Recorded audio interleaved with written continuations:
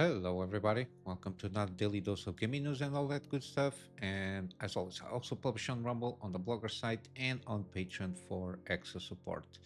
And any kind of updates and the such, I usually go about on Twitter X platform. Just a quick update regarding live streams again. When I've been able to go about in doing some live stream, I will tweet out the live stream itself.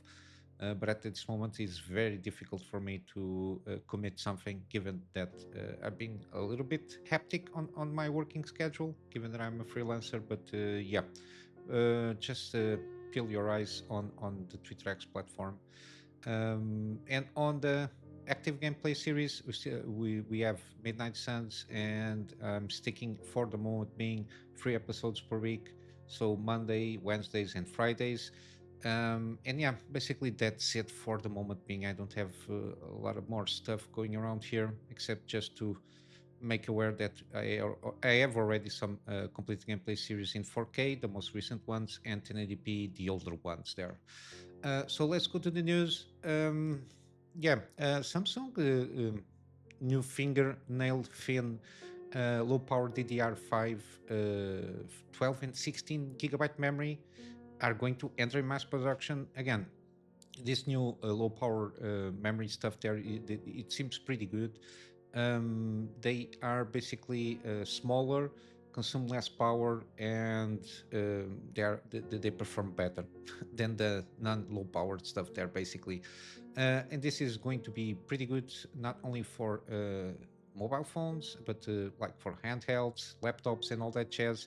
And the introduction of that of this kind of memory, probably again, we have to see if how much it's going to be integrated on the new format they are introducing to put this new memory here. I completely forgot the name, the technical name. It's like the one that is being basically introduced in a lot of new laptops. They are trying to get around, and supposedly by the end of this year, introducing that on motherboards on the DIY market. I covered this a few times, but yeah, this one at this moment in time, the 12 and 16 gigabyte memory modules here will enter mass productions. Hopefully they will be excellent. They will also introduce the later a 6 layer and 8 layer structures, so it's going to be a little bit thicker, but they're going to be able to get around and having more capacity. As you can see here, 20 gigabytes and 32 gigabytes per module. Yeah, this is going to be good, excellent for gaming handhelds and even laptops there. Supposedly this is already being used on the AI accelerator stuff there from AMD, and later will be introduced on the Intel Lunar Lake series, the Ultra 200V or whatever they are called there. Yeah, the interesting thing is on the AMD ones. They're being introduced on laptop stuff there. Um, they are not part of the chip itself, while Intel is looking for integrate the memory directly on the chip package. Um, Found it a little bit odd there, mainly because of the fact usually memory chips in all instances, even for example the 3D cache, which is memory, a kind of a thing there. When it's being introduced to more heat, they tend to perform less. They are very heat sensitive. I'm not sure how Intel, given that Intel is going through shit storm. I don't know how this introducing this on laptops, this new chip that I want to introduce to compete with the new laptop stuff that is being appearing from AMD, how this is going to be compared regarding, for example, high performance stuff. Even though usually especially the AI 300 from AMD, they tend to use very low powered, I think around 33 watts, if not mistaken. I think it's the baseline on the reviews that I saw there. I don't know how this will be compared, if it's going to take any kind of advantage of trying to put this inside the chip package itself. But yeah, we'll see when these laptops will come out here. But yeah, let's see how this goes. Again, hopefully, given that this kind of new technology per se, so it's like a new method of integrating things on existing hardware, how this will be on the long term. Again, given that this kind of newer technology, let's say, this is going to cost a little bit more than usual, and there is at this moment in time a lot of demand for this low power DDR5 memories. Yeah, we'll have to wait and see how the price will affect this. Even though these new laptops, I think they are relatively competitive in terms of pricing. These new Strix points stuff there. Again, it doesn't changes overall way of manufacturing laptops, so it's kind of integrating this kind of memory chips. I don't think it is affecting that much, but again, it will reflect itself on the price itself. But yeah, given that I'm not very into laptop stuff market, I'm not following the price and markets and the such, but that's my overall sense of the thing there. In terms of games, we got Black Myth Wukong as Gun Gold. Again, the game will come out August 20th, so around 14 days or so. And we'll have a new trailer to be released this week. So we are Tuesday, I don't know, maybe Thursday, I suppose. Maybe a good day to launch a trailer. I'm not sure. But yeah, this week we will have a new trailer. Hopefully, um, we'll have like, I don't know, if they're going for something like 10-minute gameplay trailer kind of a thing there, like exclusive, like just do an area we have some introduction of the mechanics kind of a thing there, and we can see at least an edit part of like a boss fight or something like that, so people have a better idea what the game is all about, because we're only being seeing some snippets here and there. People still don't, I think the majority of people still don't have the sense that this is kind of like big area kind of a thing here. So you got it's very based mission based structure, the game in overall. It's like it's not going to be an Elden Ring like huge open world when you can explore a lot of stuff. I think it's going to be every chapter in which this game is based from the story of Journey to the West. I think it's going to be a little bit chapter by chapter. We have like a big area for you to explore until you reach the boss and wrap up that chapter itself. I think it seems to be that it's more in line with that than being a huge open world where you can explore and do a lot of activities and such. My sense is people don't have that sense that yet. I think they should focus a little bit more so they don't um, try to fool the expectation of the general public. But yeah, we already have had already the PC requirements, PC specs there. I covered that already. But yeah, hopefully, yeah, everything goes well. I'm just waiting now for reviews and seeing how much this trailer is going to be, how they're going to. Oh, August 8th. Okay, I have completely forgot to check this. Yeah, 2 days from now. So yeah, Thursday. Um, yeah, we'll have to wait about this trailer, see what kind of more details we're going to get from this trailer, and again afterwards the reviews of this game, so you have a better sense what to expect from this game. Again, visually it seems pretty good. It's just a matter of trying to see how the gameplay works, the game loop there, and how everything fares together. On other side of stuff here, we got also Monster Hunter Wilds. We got 3 trailers that they launch on their own channel, which is covering basic mechanics, focused mode, and great sword. Again, I think this is more aimed for like newcomers than anything else. Again, I'm a newcomer to this series. I know about this franchise or this IP for a long time. I always heard it on back of my mind, but usually because this has always been more focused on console stuff, I never jump into it. And when Monster Hunter World came out, I was in that hiatus of 5 to 6 years without having any kind of PC to play this game and try it out. So I think the Monster Hunter Wilds is going to be my entry point on the franchise. And so, with that said, I don't have a lot of kind of know it's kind of a hard game. You got the combat and the hunter mechanic stuff there. There is a lot of details that you have to go through to it's not just pick a weapon and start slaying monsters. You got more preparation inside. All the game mechanics revolve around that. And then I think you got the overall overarching story on the and the lore associated with this franchise, which I'm not aware of.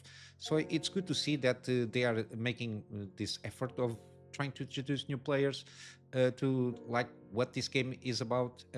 Yeah, they are short trailers. I think the best in mechanics is the longer one, like around 4 minutes, and then the rest is focus mode, which is trying to introduce players this kind of mechanic, what it does, what you cannot do with it.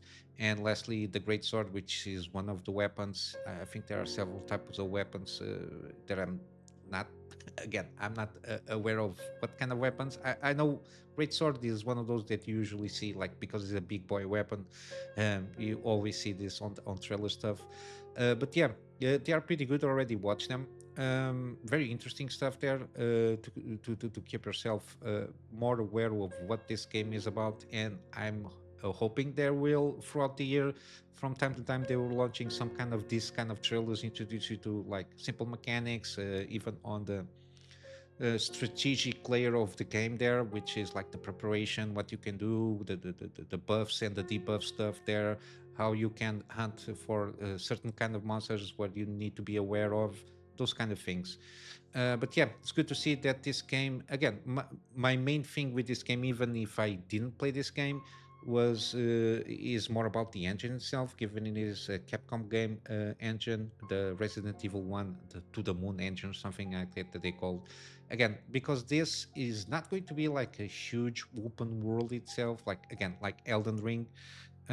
It's more like big area. It seems to me, given the on the basic mechanics, they show a little bit of the mini map there. Again, I'm not sure if that mini map of that particular area that show up is like that, or if it's going to be something more huge with huge vistas and huge fields for you to go around there. Again, a lot of it depends on the upcoming footage. We'll get to get a better sense of how big the world can be or not. But it's more about the technical capabilities of this engine, given that Dragon's Dogma 2, it's like a huge world thing. Again, it's got its issues, but I think it's more in line with the city stuff and the AI routines and the load that it has on the CPU more than anything, because visually it looks pretty good. It seems to be running on the outside world on Dragon's Dogma 2. It seems to be running relatively good without any issues. I think it's more about the huge locations where you got a lot of NPCs that kind of overloads a little bit the CPU load there. But yeah, mainly because it's about the game engine. Again, competition market. Again, the more good engines that we have, the less probably there is that these kind of big publishers trying to go around and just use Unreal Engine. I don't think it's good that any kind of company has the monopoly of stuff there. But yeah, it's good to see that this game seems pretty good. Even the animations and the footage that you see gives you a good idea what this game is aiming up for in terms of graphic capabilities, and even on what how it shows. And yeah, I'm pretty interesting on this IP now. And we're going to wrap up with some Star Wars Outlaw shenanigans. Again, I think they already teased this out, like the edition stuff there. I think the if you pre-order all of this, it's going to be around $130, if not mistaken, like the ultimate pack or whatever they are calling this. Again, they are now showing the season password map. We're going to have something on the fall. So this game will launch by the end of this month, and afterwards, by the fall, I don't know, October, November, they will launch the story pack plus 2 cosmetic bundles, and then next year they will do a story pack too. Again, unlike this, I don't think there is a necessity for this, given how the story integrates itself, plus all the character pack and exclusive mission shit that they're going about here. The character pack is funny because it's the Castle Run, which is basically even more like Madame Solo. But yeah, And because the game is not even out there already, putting the post-launch roadmap, which includes season pass. Yeah, the plans for a season pass include 2 story packs. The season pass doesn't have to be purchased right away within the game, of course not. It can be purchased on its own. For those who purchase the season pass in time for the launch, will get the Castle Run character pack, which is Madame Solo outfits there. um yeah. um Getting the season pass will give you the Jabba gamut, even though on the main game you will meet Jabba the Hutt in the base game regardless. But owners of the season pass will gain exclusive mission where they have to hate the Earth Cartel. Again, this is like pay to play, or pay extra to play the game itself. It's like one mission. um, we don't even know what kind of mission it is, fetch quests or whatever. Again, these guys are trying to overcharge people on this game. um, then we got also Star Wars Outlaws is part of this wildcard stuff there. Feature mission when Kay is hired to infiltrate high stakes Sabbath tournament, which goes well until she's introduced to Lando Calrissian. Again, they're trying to lure you out with characters from the original trilogy there. And things began to go right. It is not clear cut as it seemed. Again, story pack, it's a mission basically, so it's not even a bunch of stuff. Seems it's only going to be a mission, and then afterwards, the next one, which is this one, Pirate's Fortune. In this story, it turns out that Trailblazer's reputation precedes Kay as she collides with Hondo, or Honaka. This is a parrot guy that appeared on some animated series. I'm not sure which one, if it was Rebel or something like that. I think it was Rebels that it appeared there. A veteran pirate there aiming to settle some scores with a deadly gang of pirates. Again, this is trying to lure you out, lure people on the like already established characters there, given that this supposedly goes between Empire Strikes Back and the Return of the Jedi, if not mistaken, around that. It goes around in the main trilogy, the time double there. Yeah, the again shit show. $130 for this. You don't even the sense that people have is just like one mission. It's not even a story pack. The story pack is just one mission, so you're paying extra to play something that can be introduced on the base game. Again, overcharging people for a shit show game. And now we pass on to the preview stuff. I covered this yesterday regarding this German YouTuber, which is by the end of this article here, they retread some of the things here, the Pete Smith stuff there.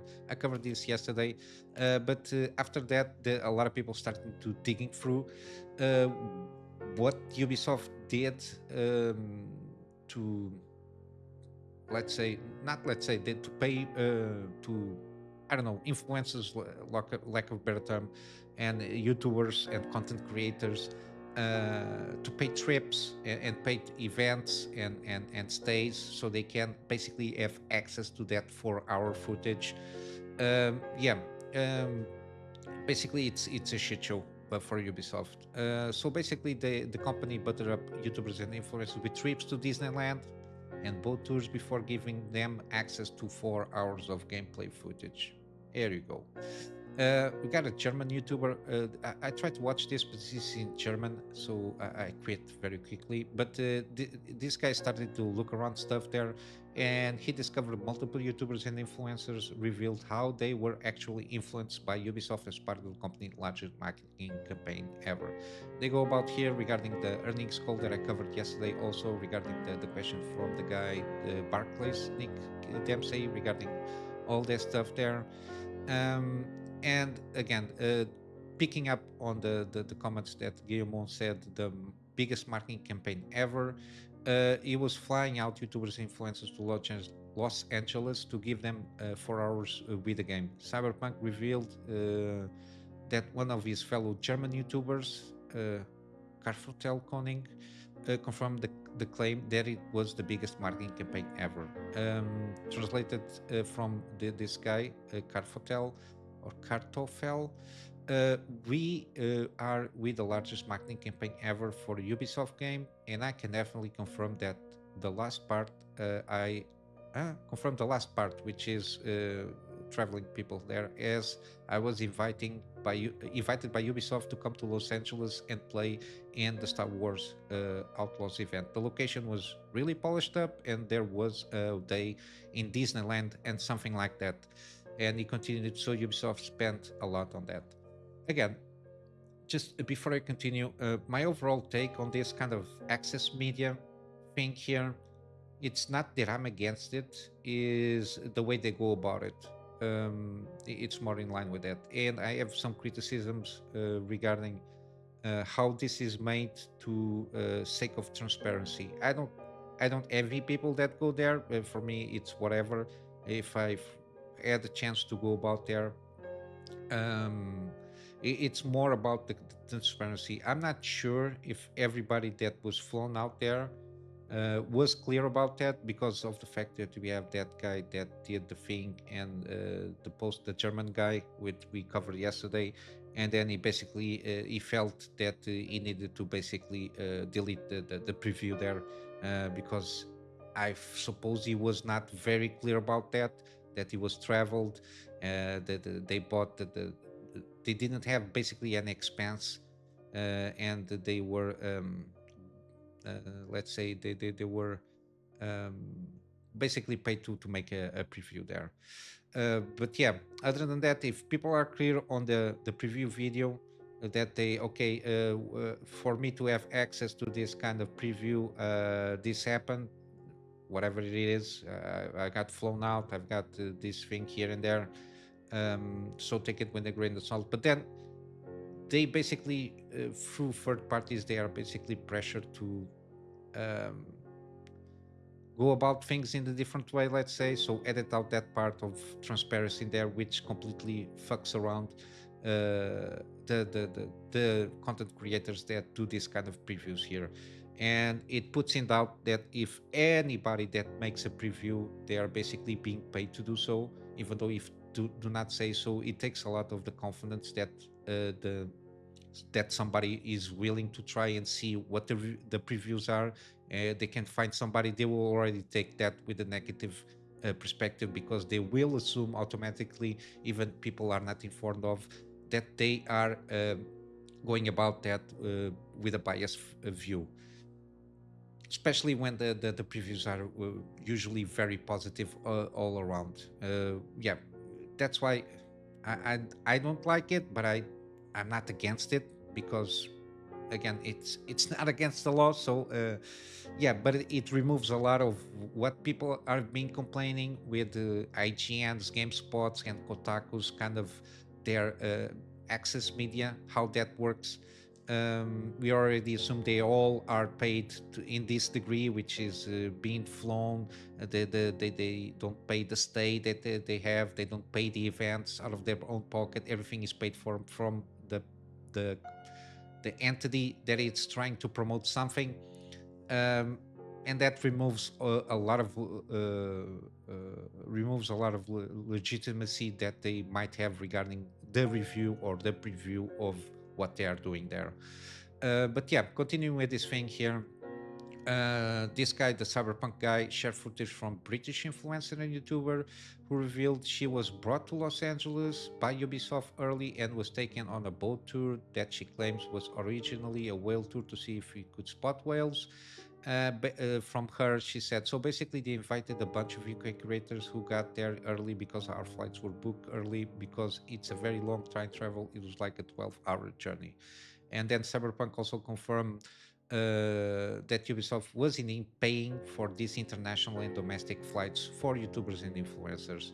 Um, Chuyi, which is this guy here, Ubisoft Star Wars flew me out to California to play Star Wars Outlaw, interviewed the game director and lead writer, and meet the cast. I was beyond grateful for this opportunity. VIP tour of Disneyland tomorrow. Again, they are being smoothed out and influenced in a certain way. They are being influenced of having basically a more positive outlook regarding this specific review, because again, with access media, if you talk about it, then you'll not be invited for the next event that is going to happen. That's basically the pressure that is there behind the scenes there.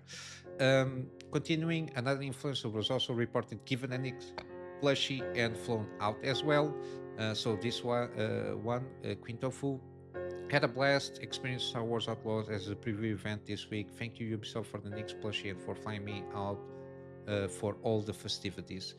Um, and not mentioned on this Cyberpunk video, but the Star Wars HQ. I think somebody managed to catch this from, and then they retweet themselves each other. Interesting. The Chewy one, the previous guy, retweeted this Star Wars HQ, revealed that they made lightsabers during the Disneyland VIP experience. Build an epic lightsaber at Galaxy Edge yesterday with fellow Star Wars Outlaw content creators and explore the park. It was an absolute blast. I think Chewy retweeted this because I think he's this guy. Not sure by the looks of it. It seems this guy is this one. Maybe that's why they retweeted that. That's interesting. Didn't notice that when I was reading the article. And of note, of course, Cyberpunk continues that Luis Julie has denied being paid by Ubisoft to promote the game despite being flown to Los Angeles, given a VIP experience to Disneyland, taken on a whale sighting tour, and being smooth at the actual Star Wars Outlaw events. Again, this is my issue with this: is these content creators, they try to have it both ways, with trying to appear that they are unbiased and denying that that they were directly paid. The people know that access media, it's all about the value of the experience that you got there, which is taking expenses from flights, VIP experience on Disneyland with I think it costs a lot, and the cost of a whale sighting tour, and plus other things like food and catering and all that stuff there, and plushies and all that. That costs money for a normal person to be able to get those experiences or to get those tours or those plushies. It costs money to normal people, and you usually have the account that those expenses, even if you're not paid directly, might as well be paid directly from the cost of the experience itself. Might as well give the money to that. It's the same thing. uh, at least from my perspective, is the same thing. Because she said she made a pinned comment there on their own video, where she praises the game. Of course, Julie followed the pin. PSA: I was not paid by Ubisoft or anyone else to make this video. I was given the opportunity to record content. However, it was fully my own choice to make and share content based on it. The only money I make from this content is from YouTube views. There is no shilling or either agendas involved. Again, that's why people don't trust these kind of big YouTubers a lot regarding these kind of things. And I always have a caution of taking everything with a grain of salt when it's this kind of access media stuff happens, because if they are not willing to be transparent with their own um, audience, you lose the confidence on that content creator, and everything is lost there. So might as well you be employed in IGN or GameSpot and work for them. I don't know. And then the YouTuber also notes Ubisoft has held at least two big events, and he cites Mira, the what? Mira DeLorean, which is this lady here, who revealed she was invited to two events, one in June and another in July. So basically, she said, Ubisoft invited me for another incredible week in California, and they know how to party. We played a 4-hour demo of Star Wars Outlaw, adopted my own Little Nix, and hung out with so many amazing people. More pics coming soon. So this one was paid twice. So flights, accommodations, uh, partying. I don't know which kind of partying, to get access to 4-hour demo of the game, and they got again a plushie and hung out with many amazing people. Again, we don't know what kind of expenses were paid during this is hangouts and everything. But yeah, I know, right? I couldn't believe it either. I'm still not over the jet lag from my last trip. Yeah. Um, then again, this is trying to aim for the jealousy part here, so people can be conformed to be conformed to a certain behavior, so they can get them put themselves in line for this kind of trying to be access medium. Again, I'm against this. I'm From my personal perspective, I'm pro-consumer. Always have been. Doesn't make sense to be chilling out. But I don't know. Maybe one of the few that have some kind of principles on being trying to be no as being transparent to the audience that you are catering to. And yeah, because at the end, when you're trying to do this kind of shenanigans, the lies will always catch up with you. That's one of those things, and people are saying this. I don't know how the audience here from this kind of influencers and content creators are going to be reflected, given that this is not going to be the first for sure for some of them, and it will not be the last for all of them. Uh, because there is always the temptation of being groomed, let's say, to conform to certain behavior so they can have access to this kind of experiences, so they can have the exclusive out of something. But yeah, this is not going to look good.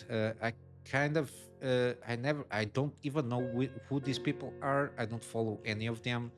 But yeah, as a thing here, this is not again. Ubisoft is not invented this out of nowhere. This has always happened. We saw this more with movie reviews usually. So people get to get the preview of a movie, so they can have usually they have a lot of theme parties and all that jazz. And we see this mostly with before this start happening more before the rise of the internet. We saw this happen a lot with movies and series, the premiere stuff and all that jazz. um, and the biggest example here is the Lord of the Rings Ring of Power. Again, I didn't follow up too much on this because again, it's Lord of the Rings Rings of Power. What else can I do here? But yeah, um, and again, just to wrap up here, of note, this investigation follows in the wake of German YouTuber this guy, which has 2 million subscribers, admit that basically he had to remove the Star Wars Outlaw preview video, and the video itself was subject to review process from a third party. So we'll always have to assume that even the message that they pass through the social media is being approved by a third party. We have to assume that what they are saying is approved stuff, so they pass through a censorship kind of a process there, because these third parties will censor anything negative or lukewarm, I will assume, regarding the experience itself, and in this case of the Star Wars Outlaw, the preview footage and the preview experience. Because from everything that I've been seeing from trailers, it's very self-evident that this game is not in a good shape here. It's not even about the character design there, which is horrendous in my opinion. It's the gameplay elements there, the graphic fidelity, the fact that it seems to having a lot of stuttering happening in the background, a lot of dodgy edits that they did from the gameplay footage. Again, AI NPCs is completely all over the place. They don't match on anything of the actions that the player is having. They don't react properly. My main critic is on the stealth things. You're just blowing up stuff in a camp, and everybody is unaware that explosions are happening. Again, you can see it for yourself on the even on the preview footage that they are allowed to show, that the game is not looking good. And especially on the graphic fidelity size. I covered also the PC requirements, system requirements there, and it's a shit show. For you to play 720p or equivalent, you have to have a 3060 Ti, which is unheard of. 1080p, you need a 3080 or equivalent in terms of performance. Play 4K, you have to have basically to play a 4K with a 4080 or a 7900 XTX, you have to ramp up um, the, the upscaler stuff there, which is not good. It shows that the game is not properly polished there in terms of performance. Yeah, a lot of stuff to worry about this game. This game is not going to be good. They are trying to cover it up the best that they can, but people are aware of this kind of shenanigans that they are trying to do here. But yeah, for today, this is it. In terms of gaming news, let's go for good stuff, which is gaming deals. We got Jagged Alliance free is 50% off, which is good stuff here. I really want to I think again I have a lot of games to cover, like older games that I want to play. But this one is on my wish list to go about and try it out. I love turn-based static games. We got also Pacific Drive, seems excellent. It's one of those that I really want to try out, and it's 40% off. We got the Meow Meow games, so Stray. Again, you play as a cat. There's nothing else to say here. Overwhelmingly positive reviews, and it's 40% off.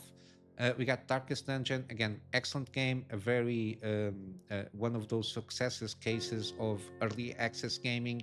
It's been a while. It's been out for a while, and it's always had very positive reviews overall. And I got several bundles here, which is normal on this kind of early access independent studio stuff there. But it's overall pretty good. We got BioShock. Again, I will leave the BioShock the collection because the it's everything is on sale there. So for you to try it again, BioShock remastered versions of the first and the second one. We got BioShock Infinite and all the DLC associated with all of those games there for 80% off.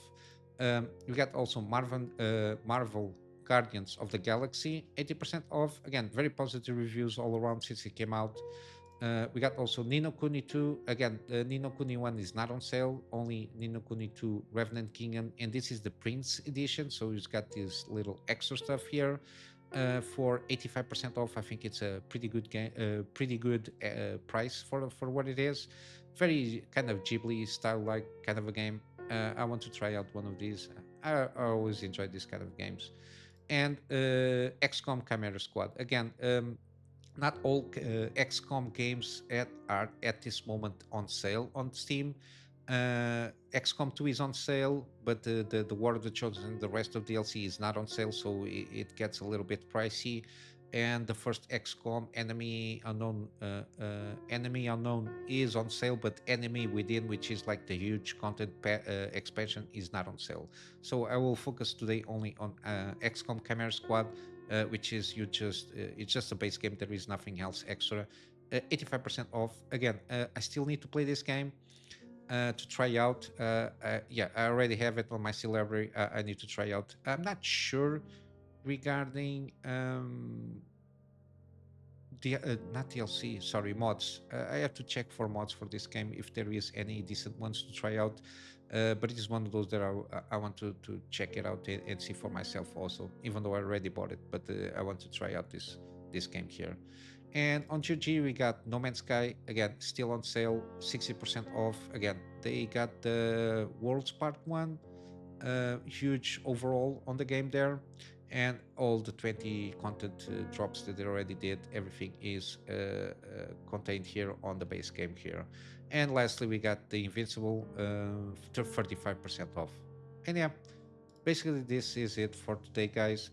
I'm just going to wrap up here with a plug on my Patreon for the extra support thing here.